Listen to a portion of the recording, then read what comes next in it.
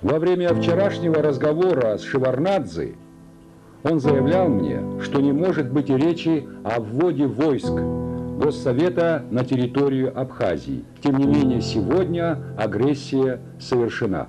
В этот трудный для нашей Родины час я обращаюсь к каждому ее гражданину, какой бы он национальности ни был, встаньте на защиту Абхазии. В таком единстве мы непобедимы.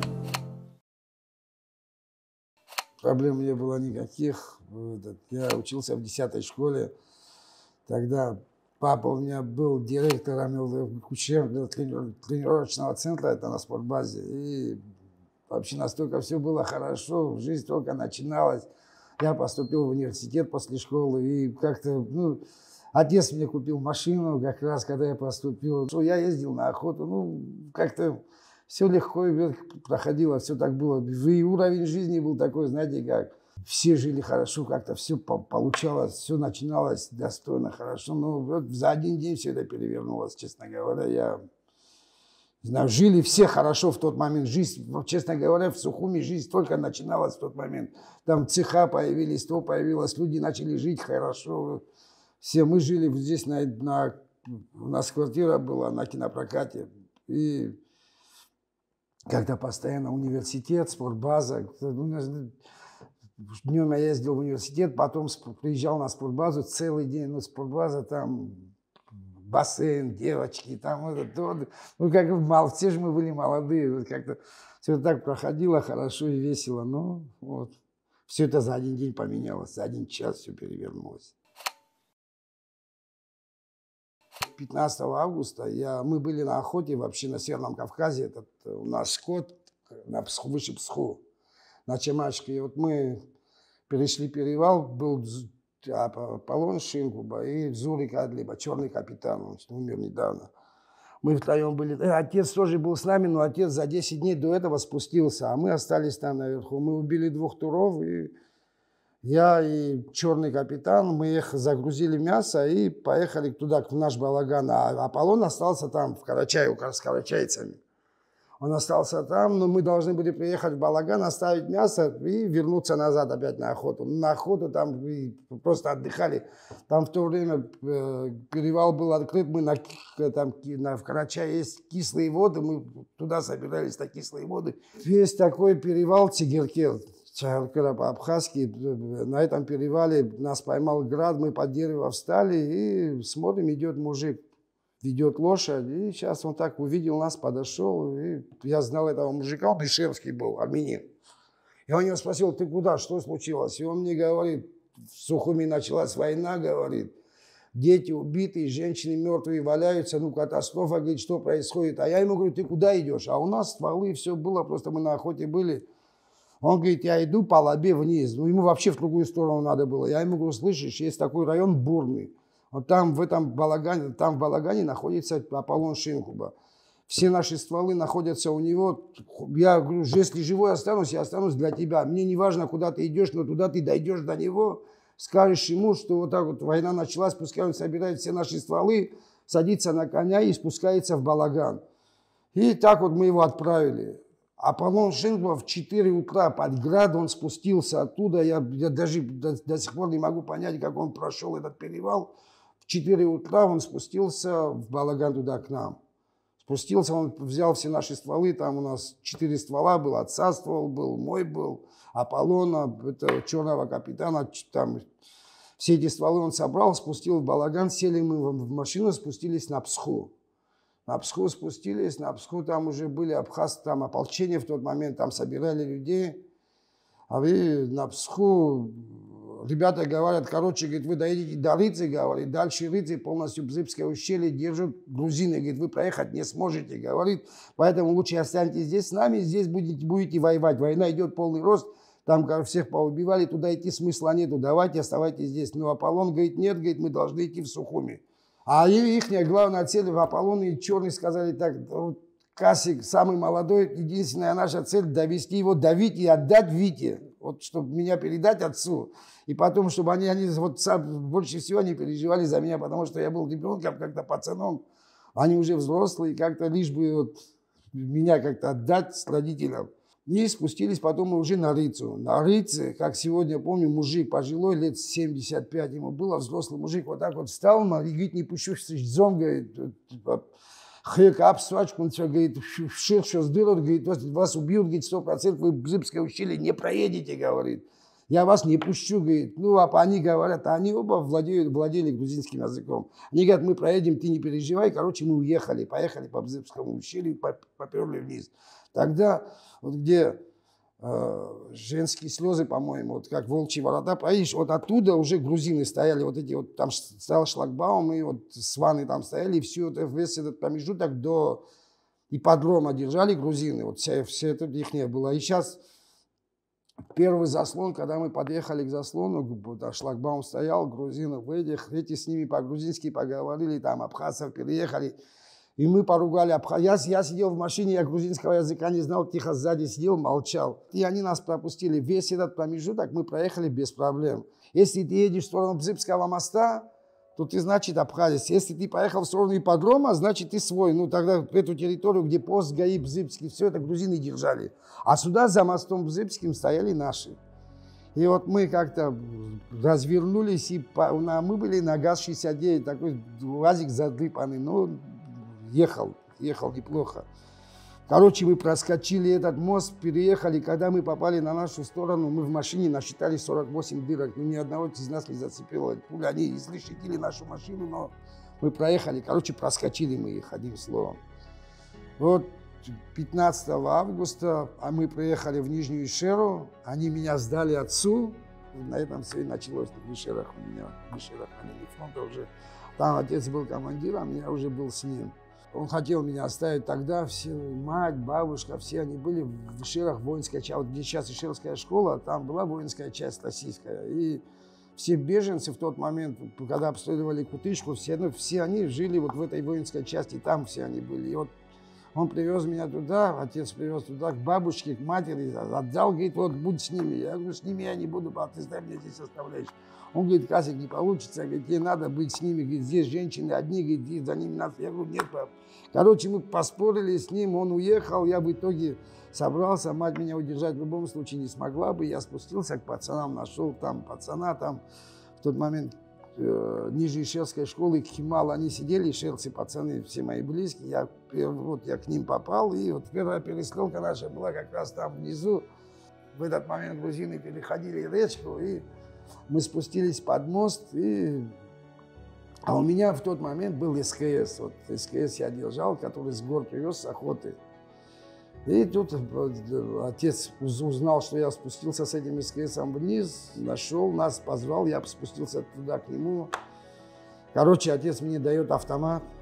Вот, говорит, тебе автомат, дал мне пистолет, Макар, вот, говорит, тебе пистолет. Я не знаю, они тогда в Даутах какой-то склад, ну, что-то они там бомбанули, оружие было как раз в этот момент. Вот мне дал новенький автомат и пистолет, и я уже был вооружен до зубов, у меня был свой пистолет, свой автомат, все. Но он говорит, будь рядом, но в любом случае, когда начинались какие-то моменты, когда вот танки прорвались, он меня хотел отправить, но видит, отправить не может. Я ему сказал, папа, или я с тобой, или я все равно уйду с кем-то другим, буду лучше. Он так подумал, лучше уже будет рядом со мной, чем, опять же, он понял, что от меня избавиться просто так он не сможет. И вот уже весь этот момент я был с ним. Первый момент, первые бои у нас начались, когда прорвались грузины. Они взяли в Кутышку, они прошли, там мы вообще родом Кутышкинский, вот где Владислава дом, Арзенба. Чуть выше дедовский дом, там мы жили, там дом наш дедовский, все, вот мы соседи были с Владиславом. И вот через весь этот момент грузины прошли, всю эту территорию грузины заняли, всю птичку грузины заняли. Танки, мы просто шли по дороге, по трассе, вот напротив Владислава дома, смотрим, идет БМПшка. За день до этого мы у русских, в русской части, отдали машину 9, ну и взяли цинк-патрон, 2 мухи и 1 испорченный автомат. Но этот автомат, так мы его выкинули, сделать не смогли, но мы поменялись. Но за этот автомат и цинк-патрон и 2 мухи мы отдали целую машину, 9. В то время 9 крутая тачка была. Да, машина была сейчас. Короче, взяли мы эту муху, был Алхаз Гули у нас как раз, когда первая БМПшка прошла, сейчас муху в руках держим, никто из нас пользоваться не умеет, все мы пацаны. Я спрашиваю, кто-то умеет пользоваться? И Алхаз Гулия говорит, я умею. Ну, умеешь, вот возьми. Он берет эту муху, идет БМПшка, разворачивает муху, нажимает, и снаряд вместо того, чтобы полететь туда, летит в нашу сторону, и троих наших пацанов он там ранил, вот, тут задом наперед он взял, а там, походу, стрелка, там все показывает, ну, горячки, когда у страха глаза велики, ну, повелся он, и вот, короче, ранил наших пацанов. Ну, отделались мы легким испугом, царапинами, там один в госпиталь попал, ну, так нормально мы отделались. В тот момент все это было очень интересно, потому что пока мы еще не испытали боль потери близких, пока еще не было таких смертей, мы еще не ощутили той боли. Это все потом все это пошло. Пока все приключения было, автомат в руки нам дали, все мы молодые дети. Да потом мы осознали, что война это потеря близких, когда убивают твоих родных, твоих друзей. А вначале все было очень интересно. Наоборот, даже по сей день я вспоминаю все эти моменты. Все были живы, все были вместе, все были как-то... И люди друг к другу вообще по-другому относились. Я никогда не ожидал, что вообще смогу стрелять в людей. Никогда не думал, что вот у меня рука поднимется, что мне настолько будет... Мне не просто это, просто сама ситуация была такая, вот когда танки прорвались на Ктычку, сейчас как раз мы про этот момент говорили, когда танки прорвались на Ктычку, 31 декабря должна была быть операция, мы должны были выгнать грузин с территории Кутычки. И 2-3 группы должны были зайти, группа Хватские Мушня, группа Завер от Ванпа и еще одна группа, вот наша, в которой мы были, мы должны были зайти вовнутрь к ним. И внутри там шорох навести, а потом уже вся эта операция должна вообще начать, должны были мы внутри. Мы как раз, когда эта операция начиналась, Завер Тванба, это дядька мой, он погиб во время войны, он меня остановил, говорит, короче, ты остаешься здесь. Тогда все мы собирались, Бочин склад был ниже Ишерского моста. Там, он говорит, ты здесь идешь, ты туда на операцию не идешь. Я говорю, слышишь, Завер, я в любом случае, он говорит, нет, я тебе сказал, говорит, ты остаешься здесь. Там мы с ним, он меня поругал, но в итоге, пока эта группа поднялась наверх, я уже раньше я на БМПшку запрыгнул и поднялся. Он, когда меня наверху увидел, уже понимает, что он говорит, уже черт с ним, ты попал, будь с нами. Все, я вот с ним пошел. И мы перешли, мы зашли вглубь грузинам, зашли вот так вот, метров 20-30 до них, по кукурузному полю мы подошли к ним. Там еще один момент был такой, я вообще был толстенький, неуклюжий, и я всегда, знаешь, я не мог тихо идти, сейчас передают пацаны, там Касику передайте, пускай тихо идет, потому что за ним вся кукуруза ложится, пускай поаккуратнее. Я говорю, все, я так в жизни тихо не ходил, я стараюсь идти тихо, но у меня не получается. А там был такой забор деревянный, и лестница такая деревянная, и все худенькие, они как-то перешли, а я только залез на эту лестницу, и она ломается, и такой шорох, такой шум, ну вот, все это падает, и грузины поняли, что там они нас обстреляли, но никого не зацепило. Там мы спрятались и засели. Засели тихо, спрятались, часа 2 мы там сидели, вокруг нас были грузины полностью. Потом мы тихо подошли к дому Володи Сангулия. Там дядька наш был в Ишерах, это на Ктычке, его дом был. А у него всегда вино было хорошее, у него погреб такой козырный, у него разные вина, все. И пьянка идет, грузины стол накрыли, бычка порезали, пьянка, и они стол накрыли, там человек 80 сидят. Мы их окружили вот там, вот первый раз, когда мы начали, не дали им выйти, начали стрелять по этому дому, грузины выбегали. Вот тогда вот первый раз, когда я понял, что приходится убивать человека, мы в упор расстреливали их. Ну так, ситуация была такая, сейчас попав в такую ситуацию а упустить это такая возможность, они за столом сидят, пьют, тебя не ждут. То есть короче, мы разбили там человек 80, мы их там расстреляли, в упор расстреляли всех грузин. И потом, когда мы спустились, я подошел к Володе Сангу, ну это сейчас шутка была, он год со мной за это не разговаривал. Я говорю, дедушка, ты знаешь, говорю, мы твой дом сожгли, но в твоем доме человек 80 убили. Он мне говорит, как ты мог мой дом сжечь? Он год со мной за это не разговаривал, за то, что, хотя не я сжег, сожгли все, там я не один был. Так, и тут там такой момент, когда мы сожгли этот дом с этими грузинами, мы спустились вниз, ниже к речке. Сейчас мы ждем, операция уже началась вроде, а тут слышим голос отца. Отец кричит наверху, он на гору поднялся и кричит: «Арах, что за операция прорвала? Операция остановилась, выходите сюда». Я голос отца узнал. Я говорю: отец кричит. Они говорят: не может быть. Я говорю: отец кричит. Вот слышу голос отца.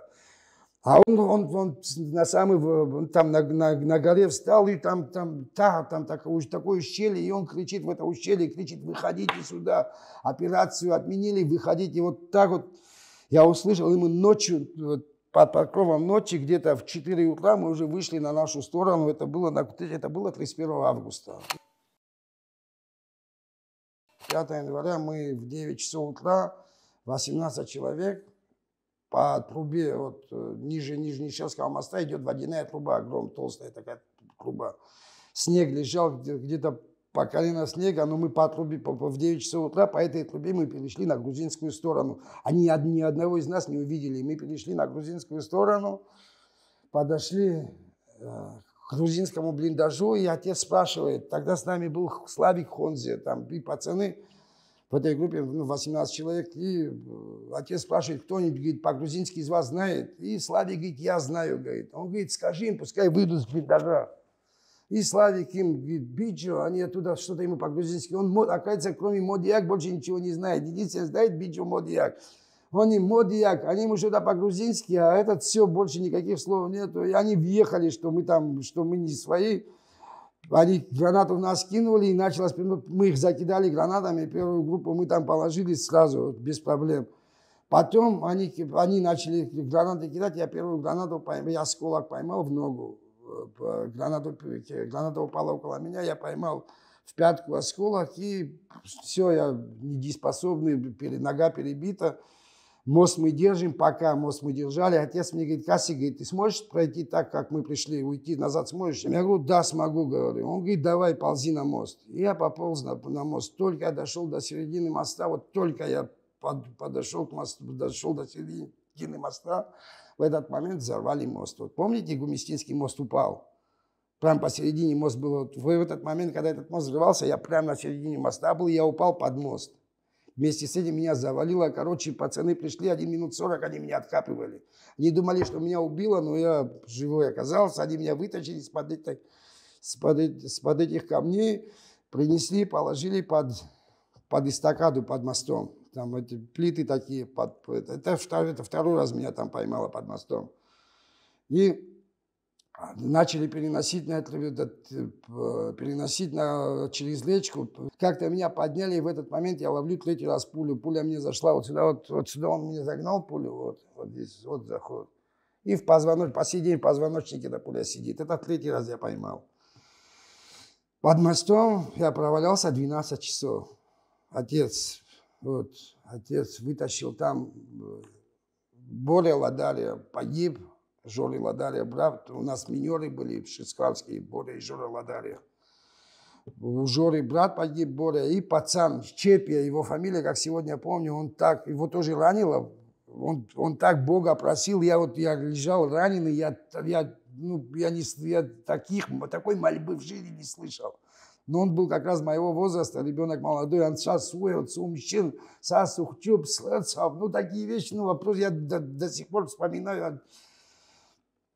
И отец, сейчас группа вся ушла, остался я, раненый, остался Боря, мертвый, остался Жора, живой, остался вот этот Чепи, отец. Отец взял этого раненого Чепи, перенес через речку, оставил на той стороне, вернулся назад, остался, сейчас лежу я, лежит Боря мертвый, но...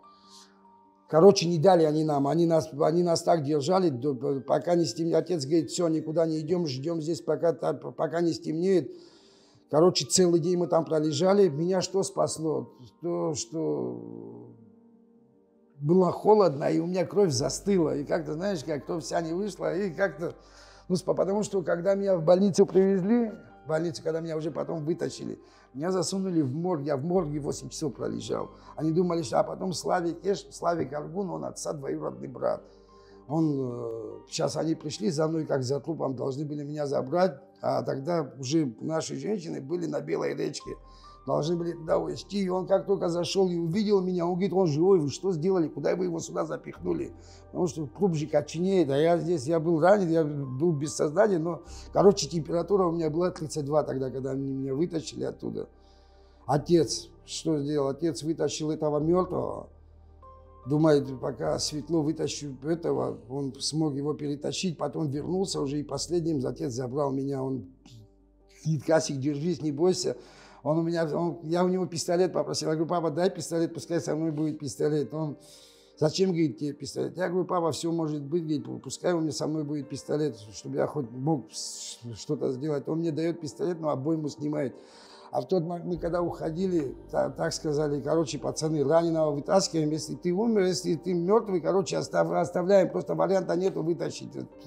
Поэтому никому не в обиду, раненых вытаскиваем, мертвых оставляем. У нас договор был такой. Думаю, сейчас я мертвый, меньше проблем создам. Отцу, думаю, как-то так будет лучше и для меня, и для него, чем он будет меня тащить. Я говорю, передерни мне пистолет. А он понял, что я что-то не то хочу сделать. Он взял обойму, снял с пистолета. И я так взял пистолет, подвел к себе, обойму засунул, он патроны скинул тихо. Я все это не видел, я раненый лежал. Я то приходил в себя, то уходил, то приходил, то уходил под мостом. 3 раза поймал, и он мне дает пистолет. Я говорю, оттяни курок, чтобы взведенный был пистолет. Он взвел, у меня руки были перебиты, и руки, и ноги, я вообще двигаться не мог.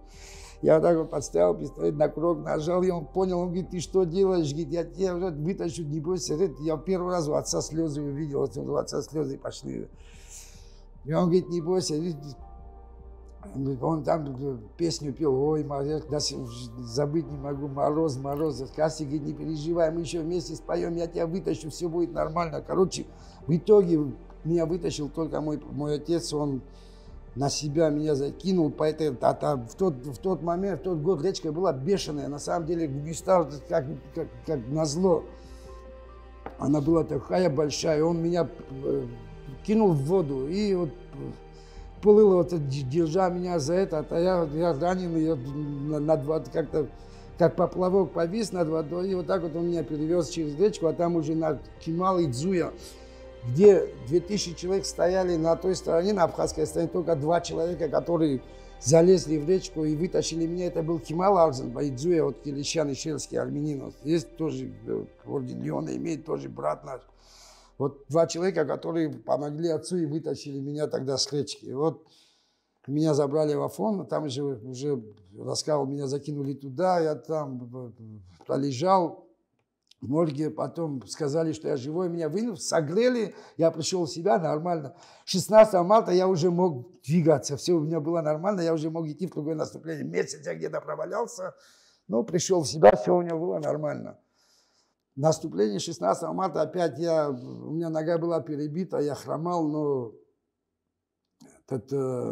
опять же сказали остаться, я сказал, я не останусь. Тогда со мной вместе был Тимур Паба, он был моим одноклассником, мы 11 лет учились за одной партой. В городе на кинопрокате были соседями, и в Ишерах были, близкими были, и в Ишерах были соседями, и одноклассниками были, и в городе были соседями, настолько были близки, по 24 часа вместе были. И вот мы с ним перешли 16 марта речку. Первый раз его когда ранило, вот мы подошли, тихо мы подошли, по Ачидаре мы шли, подошли, стояли 2 машины, КамАЗ и ЗИЛ.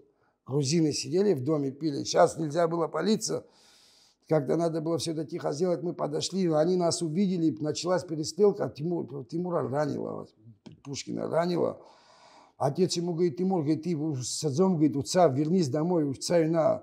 Он говорит, нет, говорит, я могу ходить, говорит, я пойду с вами. Отец его просил, честно просил, но он отказался и пошел с нами. И вот мы пришли под эстакаду, вот, под новым районом эстакада. Там у нас был бой, там человека 4, мы нарвались на грузин, там перестрелка у нас была, мы там остались все живы, по большому счету, зашли в армянский дом, вот напротив эстакады, там дом армянский. Вот чуть пройдешь в сторону Кайшеры, когда едешь, там первый дом. В этот дом мы зашли. Там женщина, армянка, когда нас увидела, целовать нам ноги начала. Вы абхазы, вы пришли. Я не верила. Она вытащила компот, все. Я вышел на улицу, отошел метров 10 от дома, что сейчас я не помню, зачем я вышел, и в этот момент снаряд залетел прямо в дом, и вот Пушкину прямо в голову снаряд, осколок попал, пол головы у него оторвало. Я вот его взял на руки, вот первый раз я ощутил, как потерял, мой самый близкий друг лежит у меня на руках, умирает, он еще дышит, вот уже видно, что пол головы у него нету, видно, что он умрет, варианта нету, что он не останется, я уже это понимал, но так вот держишь его на руках, и ты понимаешь, что все, он ушел, его больше нету. Я прибежал к отцу, я говорю, папа, Тимура убили, что? Он говорит, Каси, говорит, Тимура убили, тебя тоже могут убить, что теперь делать? Оставить, забрать мы его не можем, закопайте его так, чтобы его можно было, говорит, забрать, закопайте его. Мы вернулись, я его завернул в салафан бедного Пушкина, и под мандаринами мы его закопали, вот Тимура папа мы закопали под мандаринами в этом доме. Чтобы грузины не забрали, я единственное, что мог сделать, я смог его закопать, не оставить там охранку, взял и закопал его там, оставил. И сказал место, где он закопан, потом его вытащили, забрали. И когда уже мы поняли, что операция провалена, что никакой второй эшелон за нами не пойдет, мы почти 1,5 сутки там держали всю эту территорию, но второй эшелон не пошел, я не знаю почему. Потом, когда мы перешли на ту сторону, сказали, что якобы переходила группа людей и говорили, что операция провалена, все убиты, никого там нету, возвращайтесь, все. В итоге я говорил про это, что не давали. 16 марта войну должны были выиграть, потому что мы столько времени держали всю эту территорию, а грузины поняли, что 5-го, что 16-го, грузины все убежали, а потом, когда они видят, что дальше никто не идет, до них доходит, что все тормозно, они тихо-тихо собираются и уже подтягивают. Вот просто что 5-го, что 16-го надо было идти дальше, и все, и Сухуми был бы взят, я уверен, на 100%. Но не судьба была. Мы должны были до 30 сентября дойти, чтобы в конце концов прийти к этому. Повзрослел, скорее всего, почувствовал боль потери близких, я понял, насколько все просто, понял, что человеческая жизнь ни черта не стоит, настолько легко человека потерять, все это так просто, все. Знаете, как первые моменты, когда теряли друзей, как-то больно было, плакали, а потом и слезы не шли, как-то привыкли, как будто все это, знаете, как так и должно быть. Значит, ему суждено было погибнуть, как-то к этому относились, как-то уже так привыкли. Человек ко всему привыкает. Человек – существо такое, и к смертям, и к потере близким, ко всему человек привыкает, приходит к этому. И как-то и в начале войны как-то боялись и снаряды, а потом как-то и все, и падает, да и что, на вылазку пойдем, не пойдем, как-то все стало просто. Мы стали нормальными вояками, мы научились воевать, если честно. Мы неплохо воевали, это сейчас там грузины говорят, что по факту показало, кто трус, кто не трус, кто из нас убегал, кто остался. Абхазцы нормально воюют, пускай никто не говорит. Если человек родился мужиком, он обязан защищать свою родину. Если ему суждено взять оружие и защищать родину любой. Я с самого детства был воспитан так, что я должен любить свою страну, свою мать, свою родину. Это самое главное. И также стараюсь воспитать своего сына. В любом случае, знаете как, если, не дай Бог, упаси Господь нас всех, если суждено взять оружие и защищать родину, я его поставлю рядом с собой и поведу в бой. Даже грамм не сомневаюсь в этом, и любой нормальный человек должен поступить так. Мы должны. Пришлось нам, придется нашим детям. Судьба, значит, у них такая, защищать свою родину. Что делать? Вот после войны я думал, все мы будем вместе. Как-то никто не думал, что вот столько грязи, столько всего будет. Я, знаете, как наша мечта была как? Вот мы смотрели с верхней ширы на город и думали, вот дай один раз зайти в этот город, дай взять этот город, все будет хорошо, все мы будем друг друга вытягивать, все будем... Но не все так просто, жизнь. Видите, как жизнь такая штука, что каждый думает только о себе. Не мы такие, жизнь, наверное, такая сейчас. Что для меня, что для моих младших, что для моих старших. У нас 2 дня победы, это 9 мая и 30 сентября. Нам другого дня победы не надо. Мы в этой войне потеряли очень много близких, очень много братьев. И цену этой победы мы знаем, слава. Те, кто прошел через все это, мы знаем цену этой победы. И 30 сентября мы в Гале были, мы дошли до границы. И столько радости, столько... Я ни до, ни после вот столько эмоций, наверное, никогда не испытывал, потому что это на самом деле был передоз, нас не так можно назвать. Это такое счастье, это такая радость была. Мы свою задачу выполнили, свою родину мы освободили от врагов. Да, много братьев, друзей потеряли, но то, что должны были сделать, мы сделали на 5. И пускай никто не говорит, что абхазцы воевать не умеют, я повторяюсь. Мы очень хорошо воюем, если надо будет, еще раз катком переедем, кого надо. Уже и постарел, да, может, уже и не потянул, но готов хоть сейчас взять оружие, если надо будет защищать свою родину, потому что так оно должно быть, мы должны. Вы все абхазцы, мы мужики. Наши дети все пойдут. Сейчас говорят, нету патруль. Как нет? У нас молодежь такая растет, вы посмотрите. Я уверен, что на 2-й день все они автоматы возьмут и пойдут. Их останавливать тяжело будет. Почему у нас в основном пацаны погибли в этой войне? Знаете? Потому что пацаны всегда были обезбашены, всегда как-то молодость тянула вперед. И поэтому 80% я одноклассников 14 человек на войне потерял. Только одноклассников. Сейчас я был пацаном, мне было 17 лет, но мои одноклассники, они все тоже погибли, им тоже всем по 17 лет было. Они тоже такие же молодые, как я был. И все были такие же столько. Я знаю пацанов, которым по 14 лет было, они тоже оружие держали, тоже воевали, сколько таких было. Суждено нам было воевать, и мы обязаны своих детей сейчас учить на охоте, неважно где, учить, уметь пользоваться любым оружием. Надо, потому что судьба у нас такая. Защищать свою родину. Поэтому мы должны быть готовы всегда, в любую секунду вооружиться и идти защищать свою родину.